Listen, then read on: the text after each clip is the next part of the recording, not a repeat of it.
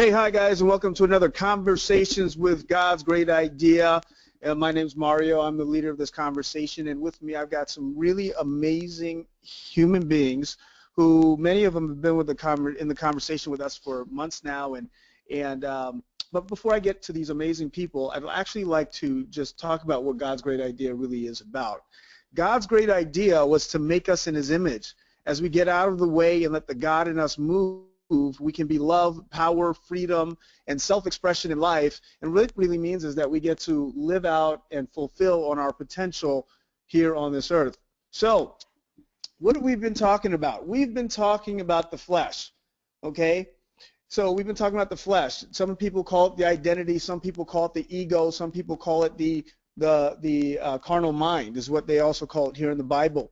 And it's this automated machinery that seeks to survive in an evil world. What do I mean by that? What I mean is, okay, you've got your CPU, you've got your computer here, right? And then you have an operating system, right? There's an operating system that runs all of the physical equipment that you have on your, that is called your computer.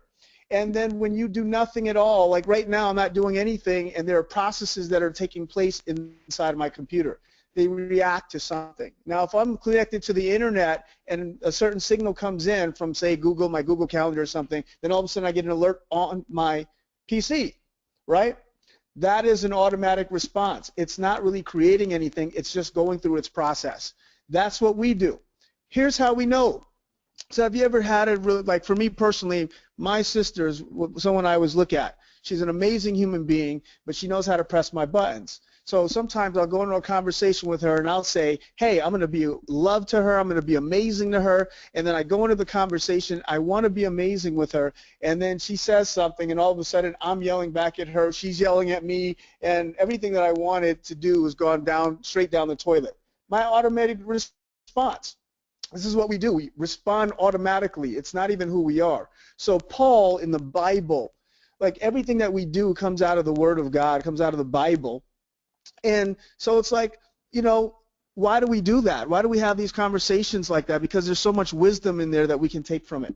One of the things that we've taken that has been phenomenal for us is what Paul has said in the epistles of Paul. He said, the things that I don't want to do, those are the things that I do, and that's how I know it's not me who does them. Whoa, right? Like, who is it when I say, hey, I'm going to be loved to this person, and then they yell at me, and the next thing I know I'm yelling back at them, I'm no longer loved for them? It's definitely not me. It was the most freeing thing in my life to know that I am not that person, that that's not who I am. It's just that automated response. So here's what we want to know about the flesh. These are some facts that we got to know about the flesh. Number one, the flesh is never going away as long as you live. It comes with this body, so stop fighting its reactions. You're going to have a reaction. That is the automated response. It comes with this body. Number two, the only way to bypass the flesh is to realize that it is not you. We call this distinguishing it, okay? And number three is when you are in the flesh, you cannot create. You can only react because the power to create only comes from the Spirit of God, okay? So let me say this. In the second part, let's say that you're in the middle of that angry moment, right? My sister's coming at me, she's yelling at me, and then all of a sudden I just feel the offense coming on me, like I feel it coming on me. And I know that it is, and in that moment I get to stop and say, oh, wait a minute, I'm getting upset. I'm getting offended. The flesh is taking over. I'm having a reaction. Then in that moment I get empowered and I can say, oh, but I'm still going to be loved now. Ho, that's where the power is in doing that. Today, oh my goodness. Guys, I have a confession. I walk out of a meeting, right, and I get into my car, and I'm driving down the street, and there's like a lot of traffic, and this guy cuts me off in traffic, right, badly, and then he puts then he gives me the finger, right? That's where I almost lost it. I was like ready to get up out of my car and go have a conversation with this guy as we're like in this traffic thing, and I was like, and I caught myself as I'm opening the door, mind you. And I'm like, whew, wow, that's good. I got it. And I calmly closed my door, and I really got, wow, it's so easy for us to get back into that. You know, it's so easy. It's an automatic response. It's just like that. You don't even think about it. And if you let that run your life, then life is going to look the way that it's always looked, and it may even look worse, right? So that's what we discovered. So we had some homework as we get through this. So what we discovered is that the flesh stops us from having breakthroughs in life that we want to live. Why does the flesh stop us from having breakthroughs? Because we're in a process. It's a cycle. We keep on doing the same thing over and over and over again. When you're reacting to something, it doesn't allow for anything new to come into that system. It's going to react doing what it's always done. So if you don't have a good relationship with your father, and every time your father raises his voice, you raise your voice back, then guess what? It's always going to look like that. You're going to have the same reaction. It's never going to shift. Same thing with your business. If your business always looks the same, and then you're too afraid to do certain things, or you keep on having the same response to it, it's always going to look the same. Your business is not going to grow, or it's not going to take off, or you're not even going to start it. For some of us, didn't mean to look at you, right? But that's what we do. So we got to stop the flesh. We have to stop the automatic response so that we can get power to have breakthroughs to get to the next level of what life can look like for us. So anyway, we had homework, and number one, we were supposed to jot down an area of our lives where we have been stopped or we want a breakthrough. Number two, we were going to keep our word about that area in existence by sharing it with others. All right, because there are two ways that we have transformation. Transformation comes by, number one, disappearing the past, right, is what we discovered. And number two, we got to disappear the past, because if you have the past in the way, you can't fix anything. Fixing doesn't work. That's what change does. Change seeks to fix the past. We can't fix the past. You got to disappear the past, get it out of the way, where you're not resisting it anymore, and then boom, you can create something new. That's what we discovered. So here we're going to go ahead. Now that we've disappeared the past, we want to have our word in existence that we push out in the world, and we said we're going to share that with other people in our lives. And then with the B part was to share GGI with others and what we're causing in the world, what we are to cause in the world, and come ready to share about that. So who wants to, I would like just a couple people to share what they've done this week in the world of sharing what their vision is, like what they're trying to accomplish in the world, and also for them to share how they share GGI, for instance. Like how did you get that word out in the universe and really begin sharing with other people? Tell us, just introduce yourself first. Hi, this is Laurie. So number one of the homework, for me, definitely in the flesh, I am a comfort zone person. I am a hider. Will appear to be playing the big game when really I don't. So in the era of being stopped is really knowing what I wanted to do career-wise, even though, I mean, yes, I'm a pediatrician. Yes, I love what I do and my calling and I excel at it. But there's so much more to me, I suppose, than what that is. And I've known for a while that there's more that I wanted to do and help people in a different way. But don't like to rock the boat. Don't like to step out of my comfort zone. So whatever, if they ask for extra shifts, if they ask for Laurie, for a while I've been wanting to cut. And I've tried before and gone back whenever they've asked. And I suppose I saw, based on the homework from before, where my predictable future was that I'm going to accept the next level, which is a high level in the next couple of years, and not be happy being at the top of my game, because I don't like that part of what I do in terms of administration and being the chief. I like being in the ground battle zone. So I took the plunge, even though I didn't know what it means, and it was so funny because, like, leap of faith in stormy waters, but stepping out on the water where I cut my shift, like, officially. And the people that I work with, other hospitalists at the hospital I am, thought I was crazy. And so that's how I ended up sharing about, one, keeping my word. So for this time was official. I'm not going to be around as much as I usually am.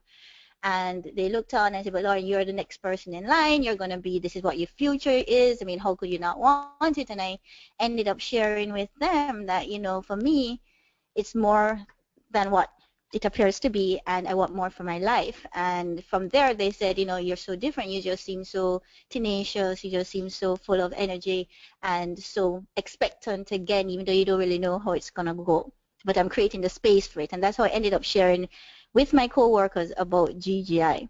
And interestingly, not based on them, because I had a lot of resistance on my shifts, I ended up really explaining to people what GGI had done, what we're out to cause, and what it personally had done in different areas for me, and ended up signing 8 people, um, just by small little and being sharing about myself is not something I do very easily. Again, I like to hide. I'll be there for everybody else, but as team leader, I always set the pace and don't like to really let them in and be vulnerable. So I just took little moments for each of them where I could show them where I had been through the same thing and this was relevant to them, and actually got them to join GGI. Great. And so thank you for sharing that, by the way, Laurie. That's really great. So you had a breakthrough in number one in, being big enough to get off the path that you were on. So you can get on another path. That's great. And then there was a breakthrough in you actually being able to get out there and sharing with other people in your job and your career, right? Mm-hmm. Really great. And that was something that you wouldn't have done before, for certain. Mm-hmm. And also, like really what it means to get out of your comfort zone. So how do you know yourself now? In short, how do you know yourself now as a result of having shared yourself? Because I remember you saying, I don't know how I'm going to play this game, right? Mm-hmm. Called sharing. Well, definitely a risk taker and being vulnerable and just being powerful. I mean, it really was amazing the impact you have on other people when you give of yourself and share of yourself, because it encouraged them to look at themselves as well and what they wanted to have for themselves. And, what really touched them was when you were able to give that about what the experience was based on. That's really great. So what was your declaration? Do you remember what your declaration was that day that had you be powerful? Well, my declaration was, I am love, I am creation, I am transformation in Christ. That's really great. So do you feel like that was the experience of people around you on that day? Yes, because it was a particularly difficult shift as well, and they know me to be that person. I was always in charge and team leader, but to see me also be open and vulnerable with them about myself in, like, time when at the end of the shift when normally we'll be busy doing other things, that was definitely there. And I think the difference that people just see in you, the fact that you walked away, that you are not afraid to rock the boat, for other want of a better word, that's not something that they normally see, and you are just calm about it and peaceful. It was not me at all. Okay, there you go. Really great. Awesome. Well, thanks for sharing that. That was really great. And congratulations on those amazing breakthroughs and having those people now know themselves in different ways and really walk into a different lifestyle, like the lifestyle of creation that we carry on here at GGI. So who else? Anybody else want to go? Liana, I'd love to hear from you. So Liana, can you introduce yourself to the GGI community? Come on. Hi, my name is Liana. How long have you been with GGI now? I would say a month. Really great. All right, so tell us about, like the homeworks. I know you did the homework. So tell me about the homework and how the homework went for you, and was it a breakthrough for you to be able to share with people, or, how do you know yourself differently here? Did you share GGI with other people? Yes, I have. I actually had a great day today with one of my good friends, she's here right now. Her name is Laurie. And I met up with some other friends, and later on I found out that they're Christians too. And I just started talking about GGI, and they were really interested, and they said,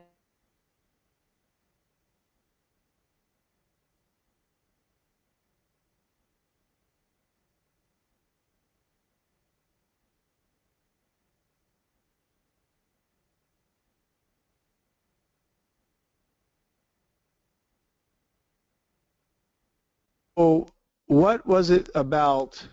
So how did that leave you? Like, does it leave you, like, how did you know yourself? Did you know yourself in a new way? Because when we take those kinds of actions, when we begin to share ourselves and share those things about us, something happens.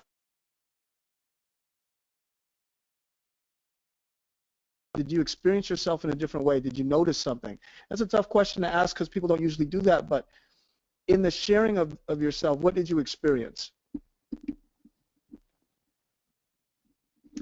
I would say, I wouldn't say like I felt like I did something right, but it's something like that, but I felt good.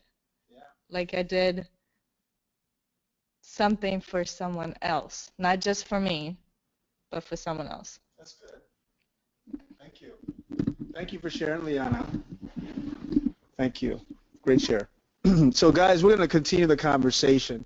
And if you get an opportunity, if you have people in your life that you'd like to have be a part of what we do here at GGI, send them to 21daysofpower.org, and they'll get a brief understanding of the declarations that we do. And look, some of these people are going to say to you, hey, I'm not even Christian. And, that's fine too. We accept all people. We're like one of these merchants who takes all credit cards, right? Like we want people to absolutely just do life with us and discover whatever they discover for themselves. The Bible says, for me, obviously I'm Christian, the Bible says it is the Spirit of God who will teach us all things and draw us all upon repentance. It's not our job to force it down somebody's throat. But they can live a lifestyle of creation where they get to create their lives every single day and really be powerful in that. And that's what we're out to cause for people. So, guys, we talked about before catching the flesh in the act by distinguishing ourselves from it. I just talked about that. If we can distinguish ourselves, if we can see where we are the flesh, then we can absolutely open ourselves up to getting out of that normal cycle that we have of life, all right? And we've had these different ways that we know that we're in the flesh. When you walk in unforgiveness, you're in the flesh. When you have no love, you're in flesh. When you refer to an undesired past, you're in the flesh. Hostility, quarreling, jealousy. Now, Paul says in the Bible that these things, these ways of being, are absolutely the quote-unquote acts of the flesh. And that's how he says that they're obvious. You know when you're in the flesh. When you're yelling at somebody, you know you're in the flesh. When you're, being mean, or when you cut yourself off, take your love away from somebody, you know you're in the flesh. When you're judging other people, everybody can watch it. Maybe you don't know at that moment, but everybody knows, man, this guy is not. He's in the flesh. And then there's a juxtaposed against walking in the Spirit. And what does that mean? It means walking in peace, love, patience, long-suffering, all those things that we take on, that we get to be, and that's the world in which we can create everything that we want for our lives. So this has been a part of the Spirit versus Flesh series, guys. We're finally at the end of it. It's been 3 months that we've been in the Spirit versus Flesh series. We started in August. We did it in September. Now we're finishing it now, and we did part 3, which was, was sharing, and now we're on to action. Okay, and so what is transformation? The Bible says, "Do not conform to the pattern of this world." What's the pattern? It goes like this. It's the same thing over and over again. But be transformed by the renewing of your mind. Then you will be able to test and approve what God's will is, his good, pleasing, and perfect will. See, because when we get transformed, then we see how life is really supposed to be for us. Everything comes out of, guys, our being. When we be something, then we act in a certain way. We take certain actions. We do certain things, and then we have the things that we want. That's how it is. Everybody wants to do the opposite. Everybody wants to have stuff. Oh, once I get this, then I will be this. It doesn't work like that. No, when you become this, then you will do this and you will have this. You will attract that thing to you. And so that's what we get to, is that we got to be transformed, right, in what we do. And that's kind of the things that we do at GGI. Now, we talked about in the conversation of transformation how the way to have, another word for transformation is breakthrough. If you've been in your life and you've been going in the same direction over and over again, and it's been like this and you don't know how to get off it, and you've tried everything, and you feel like you're doing something different, really you're just going in the same cycle. Variations of the very same thing. Don't worry, you're not the only one who's been there. The children of Israel, they went through that. I've gone through that. Every single one of us in this room's gone through that. And it's what keeps you in there is walking in the flesh. So guess what? Distinguishing the flesh is one of the most important things that we get to do, because when you're in the flesh, you cannot create. Okay? So what is transformation really? What are the elements of transformation? Well, look, we're going to distinguish it here. See, transformation, change fixes the past, This is what we need to know. So every time you resist the past, every time you're resisting what has happened, every time you're resisting whatever that thing is that you want to change, forget about it. It's not going to happen. You're just making your work harder. Transformation actually disappears the past and it creates a new future. You know what I find? I find that the moment that I don't worry about something anymore, then all of a sudden, it's like something's in my life and it's like this thing, like, I don't remember what it was. It was like something like I had some kind of computer issue or some glitch or something. The moment I didn't care about it anymore, I mean, I sat on the phone with some guy for like an hour or two. And then it still, didn't work. They had me on hold and everything. And the moment I was just like, forget about it. I just don't even care. I was like resisting being on the phone. And the moment that I was like, you know what, I'm here. What else do I have to do? Then all of a sudden he picked up and 5 minutes later the thing was fixed, just like that. Have you ever noticed that when you stop resisting stuff in your life, it just stops being an issue? Like for me, that happens a lot. When I stop resisting it, when I stop trying to fix things, when I stop trying to, like fight whatever it is, then all of a sudden something gets loose and stuff starts working, right? Well, change fixes the past, but transformation disappears the past. When you disappear the past, then you have a what? You got nothing. If I disappear something, what's there? Nothing. And when there's nothing present, if there's nothing there in the space, then what can I do with nothing? You have a wide open space to create whatever you want for yourself. I can create anything. We're not going to say that, right? But we can create anything that we want for our lives, right? Because that space is open. You keep on trying to, put lipstick on a pig, it's not going to work, right? A pig's still going to be a pig. You put lipstick on it, right? You try to, create, like you have a relationship that doesn't work. You're holding on to the past of that relationship. Or you get out of that relationship and you're still holding on to that relationship like it's here today. And then all of a sudden you walk into a new relationship, but then you have it that men are complete jerks. And then you try to build on top of that assumption that life is, that's the way life is. Right? But that's not what we're here to do. Because if you do that, then the relationship that you had is going to be the new relationship is going to be just like the old relationship because you're building the new relationship out of the past. It just doesn't work. You got to create a new future. So once you disappear that past, get it out of the way, then all of a sudden, now you can say how life goes. Now you can create that space and say, hey, I want this kind of relationship. And it comes from nothing. That's why we say today, out of nothing, I am. And we create out of nothing because you can't create from something. You just can't. It's impossible. So transformation is actually a disappeared past with word in existence. So when we have our word in existence, what does that mean? So we disappear the past, and then we create with our word because that's all we got. So when our word is in existence, what does that really mean? When I say our word in existence? Well, let me show you. See, because the word in existence is actually our word in our sharing and our word in action. How do I know that? Well, I'm going to go back to the Bible again. This time we're going to go back to Joshua 1:8. And we talked about it a little bit yet last week when we talked about sharing.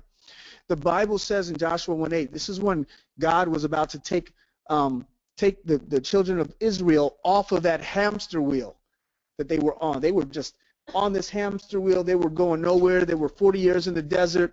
They were going nowhere. It's like you're in a job that you completely hate, and you're just sitting in that job, and nothing's changing, right?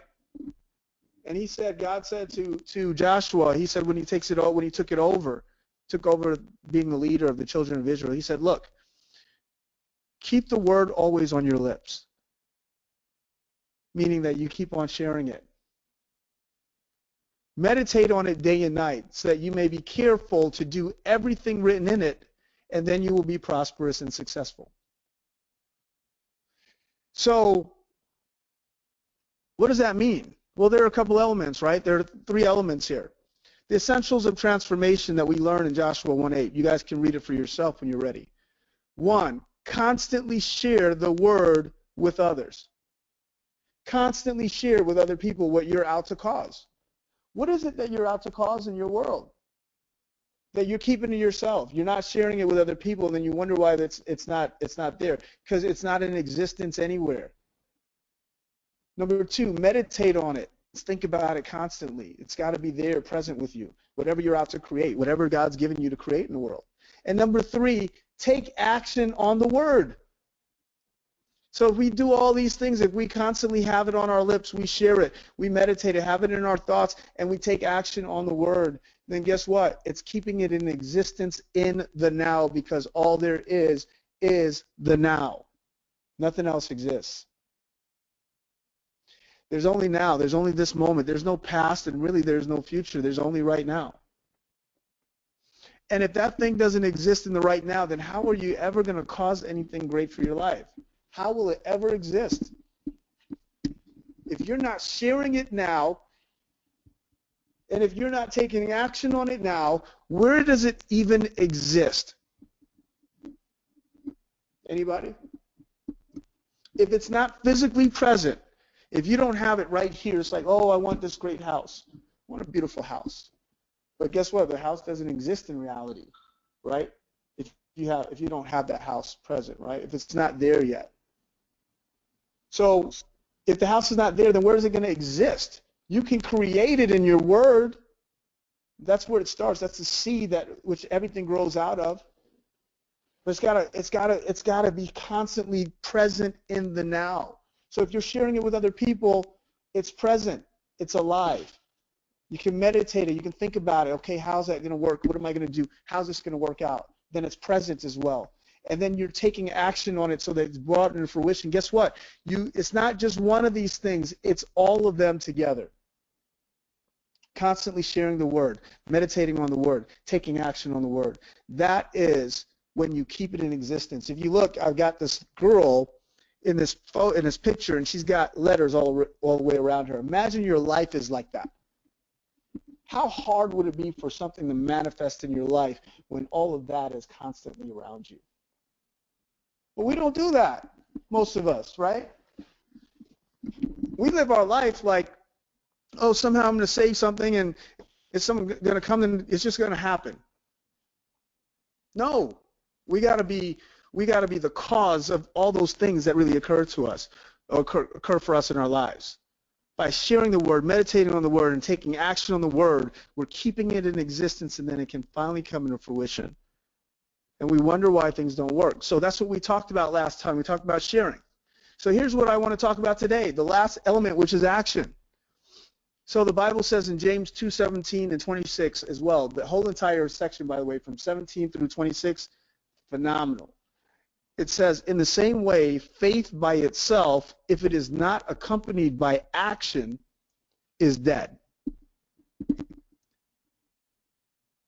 And later on down the line, it talks about, it talks about Rahab, the prostitute, who took action, and then she was attributed righteousness. It talks about Abraham as well in that section about how he became the father of many nations by taking action. And so here we have it in the last portion. It says, as the body without the spirit is dead, so faith without deeds is dead.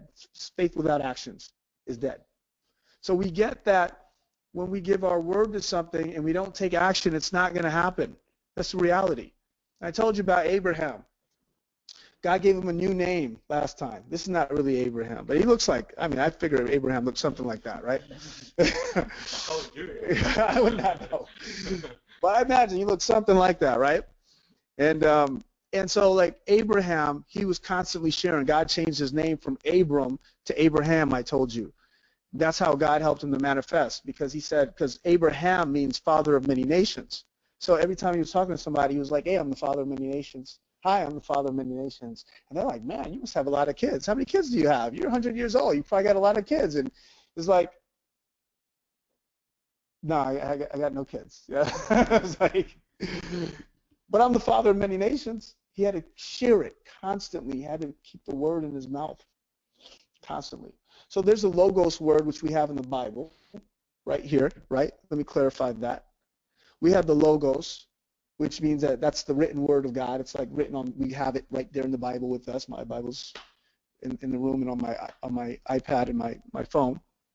And then we have the Rhema word, and that's the word, the fresh word that God gives you every day. Some people ask me all the time, they say, Mario, how do you make a declaration? How do you come up with a declaration?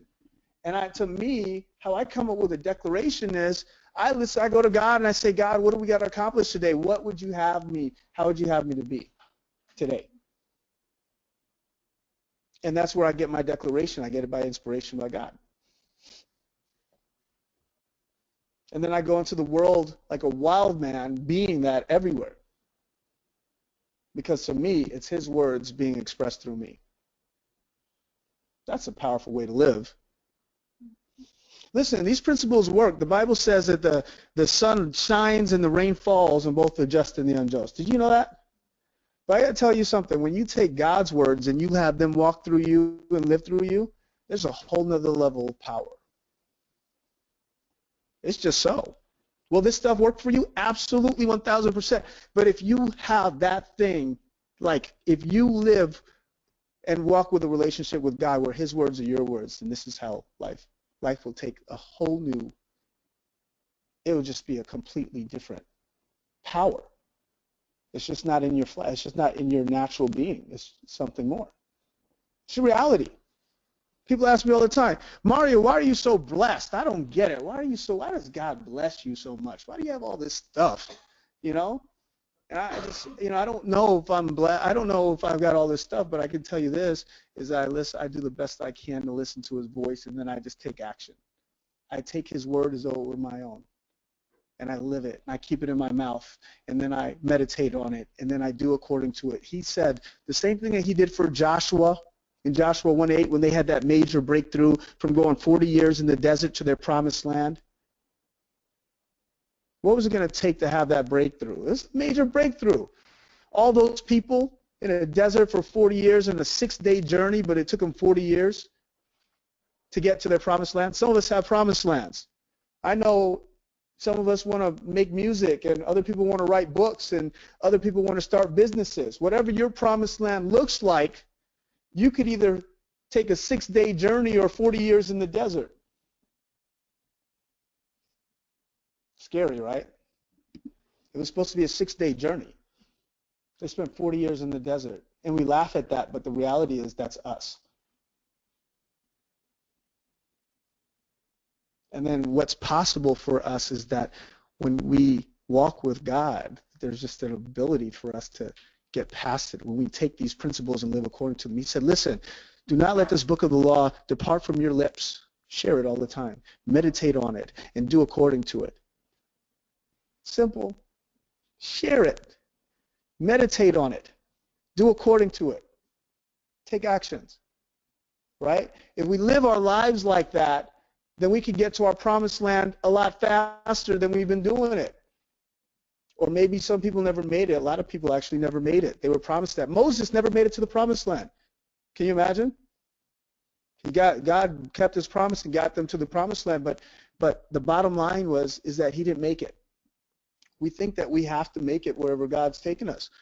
You have this promise. No, you got to be responsible for, when you become responsible for the vision that God's put in your heart, for the promise, for the whatever vision that you have there, like a book that you're supposed to write, or the business you're supposed to start, or whatever it is that God's given you, like be responsible for that and not have your flesh run your life in that area. Not just get stuck in that automated space, but really begin to create. And guys, there are 3 things that have to happen if you're given the vision. Number 1, you got to, what did I say? You got to share. Number 2, you got to meditate. And number 3, you got to take action. So I want to talk to you about taking action.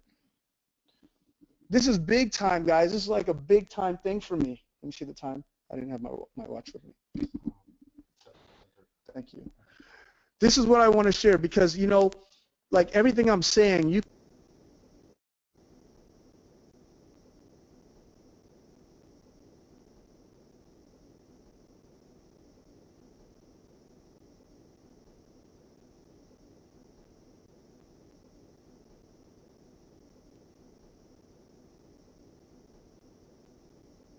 see it everywhere. When you start looking, you'll see it everywhere. So we're going to talk about Jesus now. All right? So Jesus is in restart. So Jesus, it's the beginning of Jesus' ministry. And his mom says to him, hey, guess what? We're out of wine, right? And so she's like, Jesus, you know what you got to do. Go work one of those miracles like you used to do. Or I don't know. She had something in her that said, now's the time. You got to do it now. Do a miracle for us because we need wine at this wedding. Can you imagine the first miracle recorded of Jesus is him changing water to wine, being the best bartender ever, like unlimited flowing wine, right? And that's what it was, though, right? Isn't that something? And so he says, woman, it's not my time, And then she says, just do whatever he says to do. She completely doesn't even listen to him. She's like, whatever. Just do whatever Jesus says for you to do. And as he takes up, to do that, what does he do? He says, hey, look, guys, what can be done? If you notice what Jesus always does something when he's creating miracles, when he's creating something, he always does something. There's always an action that has to be taken. It's not like, so what does he do? He doesn't just say, you constantly see that. I'm going to show you 2 or 3 examples of that for Jesus right now. And so the first one is this, is that he says, okay, guys, go fill up these jars with water. So they go fill up the jars with water. And then he says, now dip some out and take it to the master of the ceremonies. That's it. It wasn't an awful lot that he said, there to create that miracle. But the reality of the situation, if he did absolutely nothing, would we have a story about him turning water to wine? It was an action to be taken. What am I saying here? I'm saying that there's always actions present. And for us to create miracles, for us to create what God has for us to create, there are going to be actions that are present. The moment that we don't see actions present, we know that we're in the flesh. There's always an action to be taken. Like he could have been like, well, there's no way, there's no vineyard for me to go to get wine right now. There's no whatever. And he could have come up with a million excuses. No, he says, go fill these up with water and then go pour them out for the people. Without that, there would be nothing. There would be no way for them to actually. We wouldn't have that story right now. So that's how he created the first miracle. Let me talk about another miracle in the same space, and then I'm going to tell you what that really means, because you're like, well, yeah, what is that? How does that really work with my life? So here it is. Jesus is with the 12 disciples, and they're in the hillsides, right? And all these people, the throngs of people are there with him, and the disciples are like, let's send these people home because it's getting late. They're going to need to eat. What are we going to do with them? And Jesus says to them, he says, well, feed them. And then the disciples say, but we have only 5 loaves of bread and 2 fish. That's all we got. Are you expecting us to go and buy enough food for this entire crowd, for this whole crowd? Because there were about 5,000 men there. They say 5,000 men. Imagine the children and the women and children. Jesus replied, tell them to sit down in groups of about 50 each. And he sat them down in groups of 50 each, and this is what he did. He looked up toward heaven and blessed them. He blessed the loaves and the fish. And then breaking the loaves, he kept on breaking the loaves and distributing the fish. And by the time he was done, they had 12 baskets of leftovers. So that's a second story. Now, we can talk about Jesus, or we can just talk about, we can also talk about, we can have a different story. We can talk about the widow. There's a widow and there's a prophet in the Old Testament. Book of Kings, 1 Kings, you can look at that one. And the prophet goes to and God told him, listen, Elijah, you're going to have, there's going to be somebody who's going to take care of you in this town, this widow. And so he goes to the woman, he says, bring me some water. And she goes to bring him water. He says, while you're at it, bring me a little bit of bread. And she said, I can't do that because I've only got one little bit of bread left. And he says, well, go make it for me anyway. Just do it. Take what you have and give it to me, and then you will eat for the rest of it. And that's exactly what she did. She took the little bread, she took the little bit of meat, whatever she had, and she fed him, and then she kept on feeding, and it fed them for a very long time. And so they had always more than enough. This is just another story of the actions that we can be taking. So here's what I'm getting at here. This is a key distinction, the key principle for us. When you want to create something, but you don't take action or you don't see actions present, you're in the flesh and cannot create. How do I know that? Because there have been times in my life where I've said, oh, I'm not big enough. When I was starting GGI, I had the vision for GGI 10 years ago. I wanted to do GGI 10 years ago, but I said, you know what? I'm not good enough. I don't have enough education. I'm not a good enough person. I'm too much of a sinner. I'm not a good enough person to be doing this. I'm going to be judged for my past, for who I am. And so I didn't see actions present. I didn't see how I was going to be able to do what I always knew I wanted to do with GGI. And so I never took those actions. How do I know that that wasn't me? Because God's vision for me that he birthed in me was for me to take this action and to have this thing be brought into the world. So who am I to stop the vision of God in my life? Who are we? We say, oh, we don't have enough money. We don't have enough time. We don't have enough, I don't know, resources. We don't have enough support. We don't have enough people. We don't have enough this. We don't have enough talent. You know, whatever it is. You think God cares about any of that? I still don't think Jennifer Lopez can sing. But I'm telling you what, she's built the biggest career ever, right? She's a perfect, she just took actions. She was a fly girl on in Living Color in the early 90s. And then somebody gave her a shot. She started making music and making movies. And now she's got a clothing line and perfumes. She's not the most talented human being. She never let that stop her because God put that inside of her. You think people care about that stuff? When we don't take actions, it's not the God in us that's stopping us. It's not logic. We think it's logic, but really what it is that when we don't take actions, we can't do anything. It's the flesh that stops us from creating what we're supposed to create in this life. So great, guys. So here's where we're at. Nothing, absolutely nothing happens without action. Wind yourself up. How do you like my image? Isn't that great? Nothing, absolutely nothing happens without action. If we don't take action, absolutely nothing's going to happen. Zero. You're stuck with your excuses. So here's what I want to do. I'm going to open up the floor now. It's time for us to look. Now it's your turn. You see the little girl? I like this much better than the other one we have.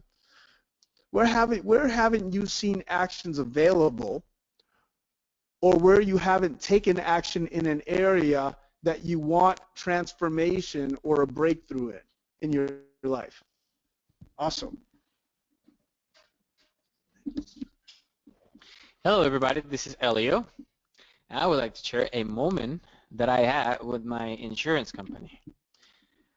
So I bought a new car. I had an insurance for like $200 a month. I was like, oh my God, this is perfect. I get the money, everything's great.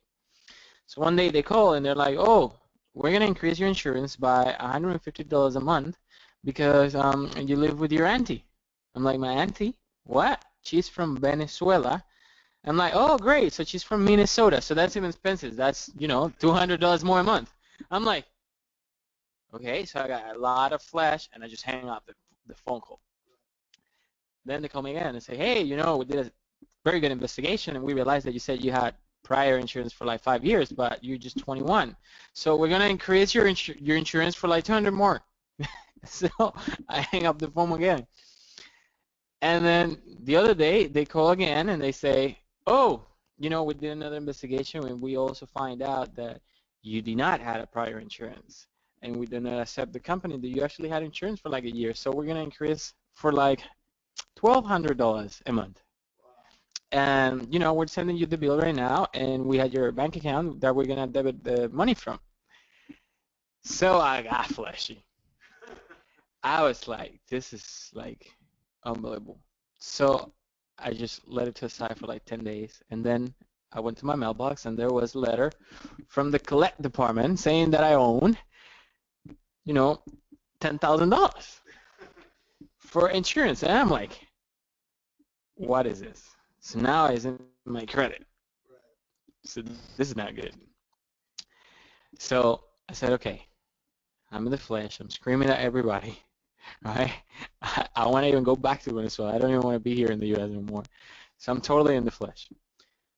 Once I acknowledged that, I just called the insurance company and had a really nice conversation about, how I felt left out after the call and what was I think was going on. And we got to a point where all I did was I paid them $50 for what was left of the insurance at the time, and they canceled the policy. They delete everything from my credit. They delete everything from the collect. And it was all out because I distinguished the flesh and I just put everything to a side. And I said, you know what? Let me just be calm. Let's just have a conversation and let's just work this out. Yeah, good for you. So,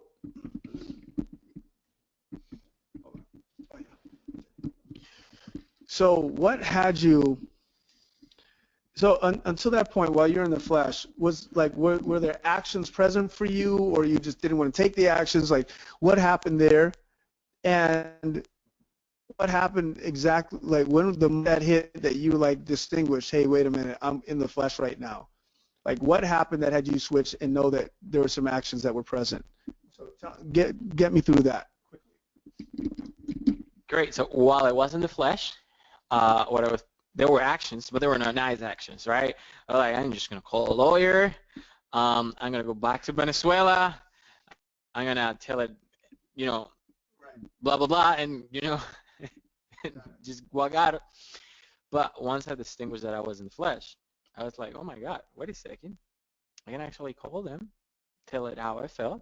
Have a creation conversation. Yeah, have a creation conversation and tell them, listen, this is what I have, this is what I got to offer, and by the time that you guys change everything, I just didn't set the price, and if that's the case, let me just pay you whatever I owed you for the difference by the time of, or by the quote that I was offered at the beginning, and then, we just go from there. I just cancel the policy, we move on.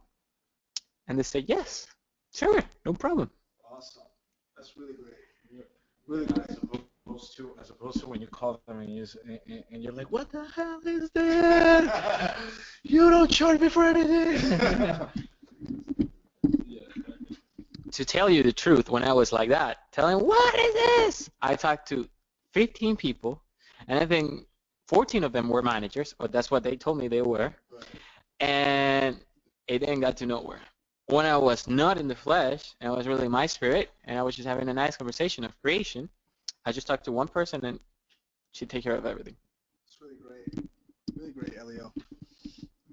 Because we have this conversation that we can only create in the spirit. So the Bible talks about walking in the flesh, and it also talks about walking in the spirit. And there's certain, in the Galatians 5, it talks about the acts of the flesh, and it talks about the fruits of the spirit. And so what we get is, guys, that whenever we're walking in the flesh, we're not in the spirit. We can't create. That's where we get that whole thing we can't create from, because everything in creation comes out of the spirit. How do we know this? Well, we look at the Bible and we see that everywhere that, the Bible says, specifically in Genesis, the biggest creation story that we've ever seen, what happens is that we see, and it says that the Spirit of God hovered over the face of the deep, and then God spoke. And he said, and then there was light. He said, let there be light, and then there was light. And we see that throughout the Bible, that wherever the Spirit is present and then the Word is put forth, then all of a sudden there's creation. So what is necessary for us to get in the space where we can actually create is for us to get out of the flesh, unless it's going to look the way that it's always looked.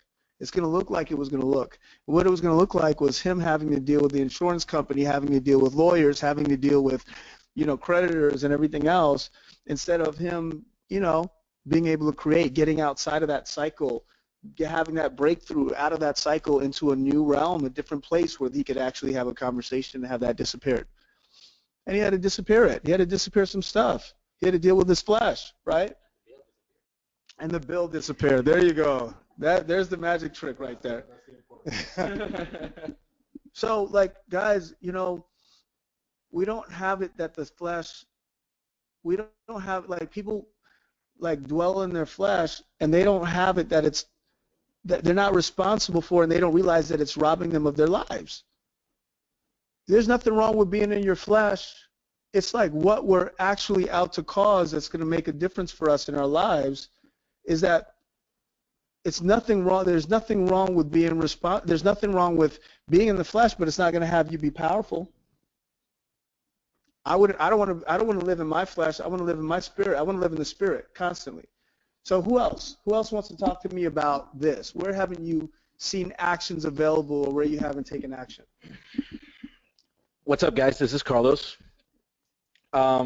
So where I didn't see actions available, I would say in the area of my job, I actually, I was actually planning and getting all up in my head last week about a conversation that I wanted to that I wanted to have with my boss, about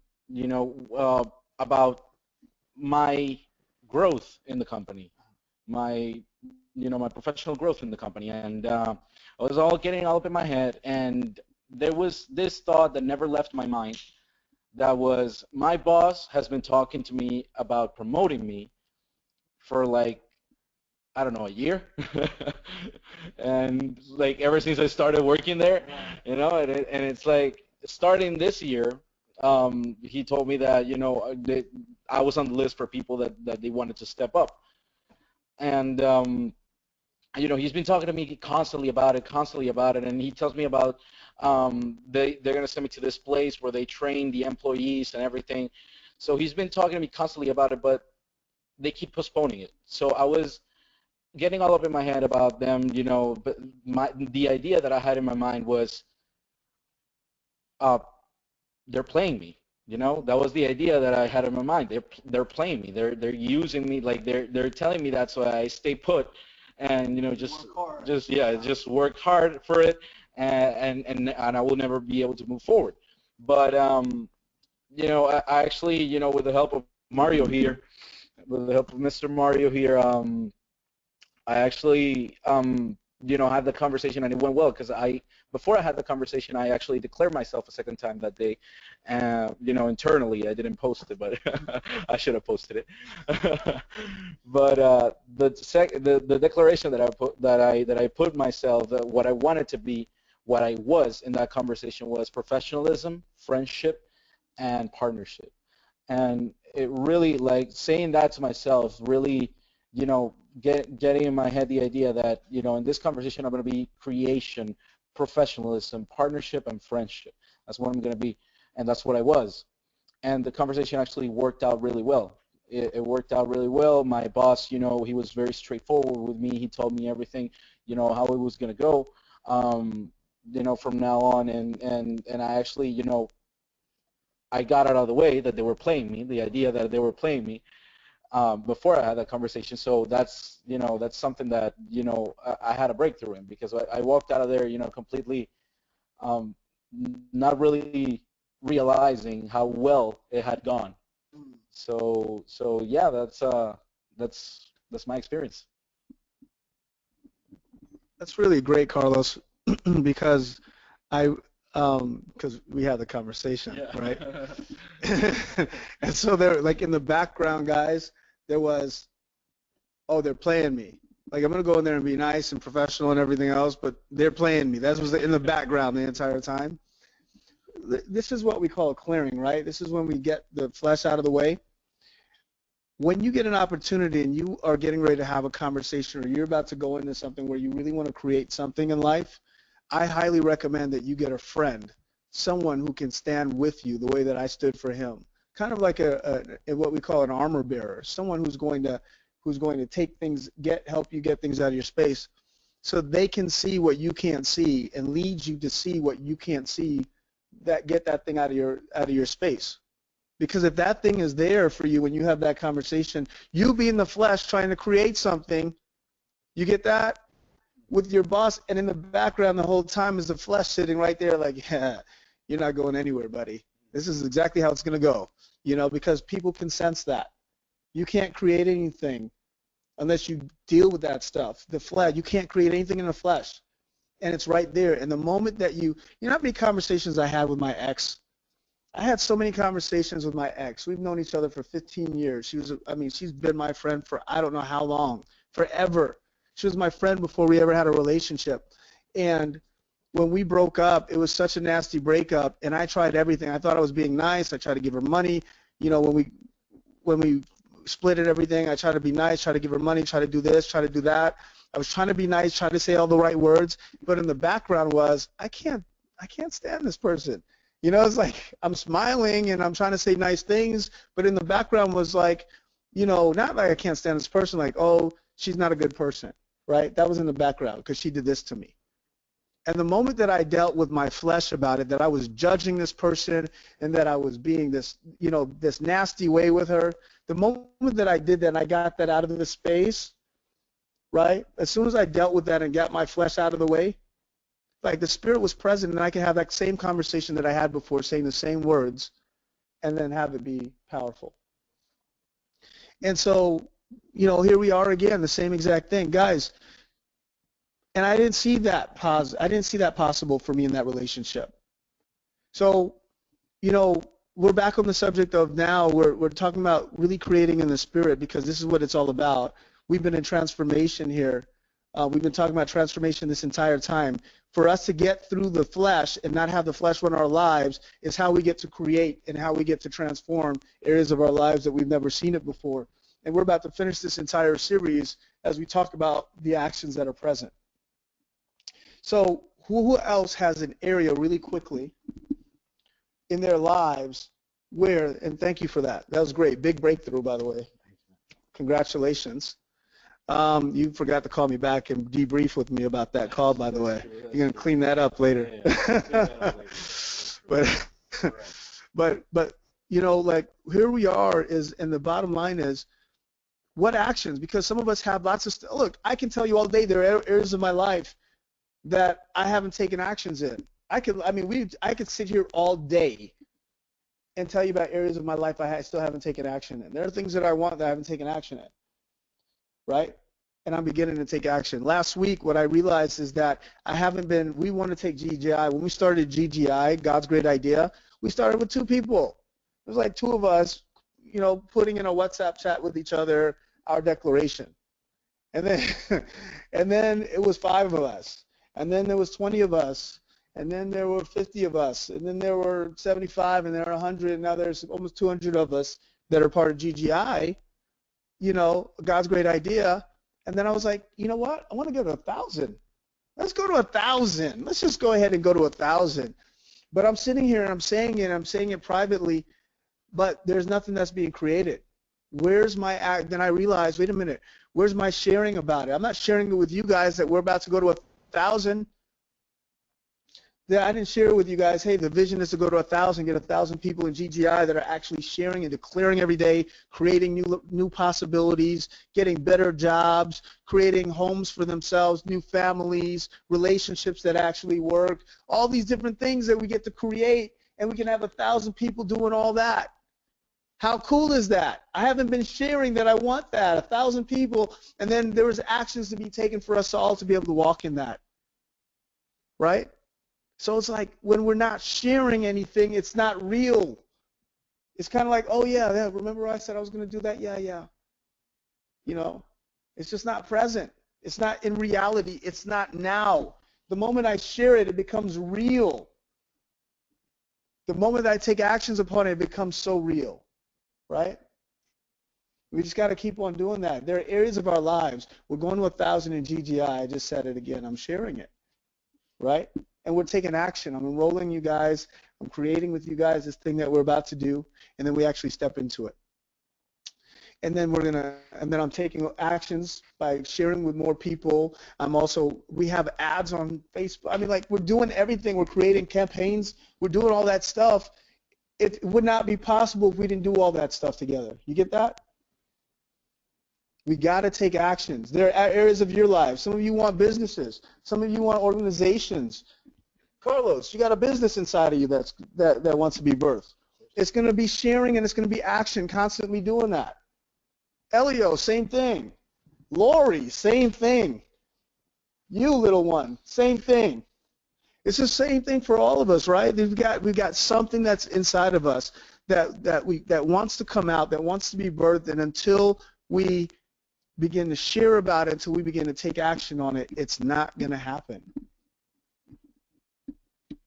All right, so let me give you homework.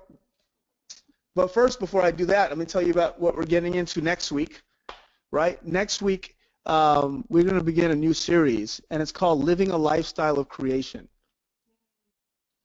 Daily declarations. So I'm really excited about that. Living a lifestyle of creation. We'll talk about that in a second. Let me give you the homework, and then I'm going to talk about that, okay? So homework. We're going to look at areas of our lives that we want to break through in. And now I want you to really look carefully in that area that you want to break through, like something that you said you wanted and you just don't have. And you're going to acknowledge where you haven't seen action.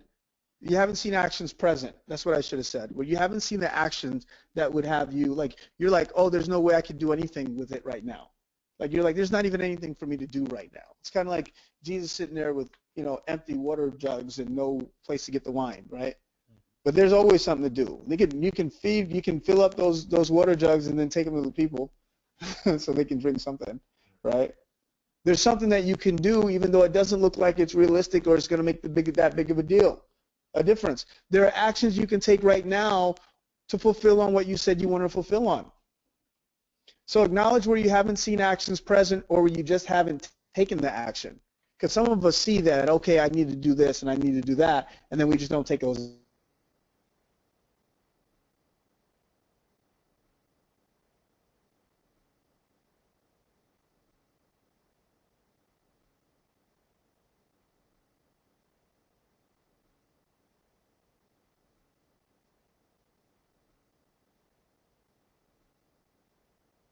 actions. Next week when you come back, I want you ready to share about that, okay? So be prepared and be ready to share with me for next week. I'm really excited about that. Lastly, guys, I want to tell you about what we're going to actually be creating for next week. So as you know, our culture, our lifestyle is creating daily. Why do we create daily? We create daily through our declarations because God gave us word. We're the only, God gave us His Spirit. He poured His Spirit into us. That's what makes us very different, obviously. That's what makes us the biggest thing. We're children of God, right? But it's also that we've been given language. Jesus said, my words are spirit-filled with life. I think that's awesome because that's perfectly stated. It's spirit-filled with life. That's what gives it power.